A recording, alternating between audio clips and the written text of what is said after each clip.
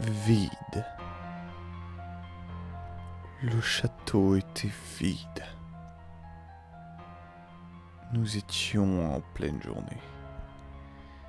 Et c'est à ce moment-là que j'ai décidé de sortir de ma cachette. Mais il n'y avait plus personne depuis longtemps. J'aurais dû m'en douter. Évidemment, ce sont des vampires. Il y a des signes qui ne trompent pas. Je n'ai pas su par où sortir. Mes pensées étaient tellement emmêlées que je n'arrivais pas à retrouver le chemin que j'avais pris entre le moment où j'étais sorti du souterrain et le moment où j'avais pris place dans ma cachette. Je m'étais caché dans un recoin, une sorte de placard. Dès que je m'étais rendu compte que les gens dans ce château n'étaient pas normaux. Par chance, aucun d'entre eux ne m'avait remarqué.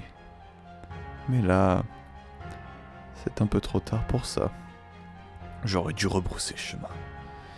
J'aurais dû rentrer aux terres de Rochefort lorsque j'en avais l'occasion, plutôt que de me faire bloquer par ces loups.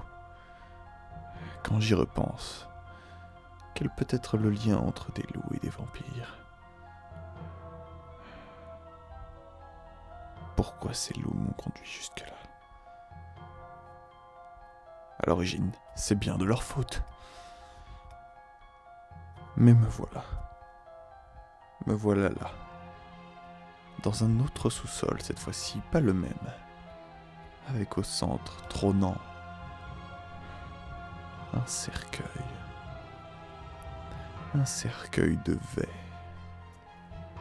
Je peux voir, à l'intérieur, un homme, bien plus grand que moi, à l'apparence bien plus forte, et bien plus blême. Me voilà face à lui. Il a les yeux ouverts, mais il semble dormir. Je vois ses grands yeux orange, luisants,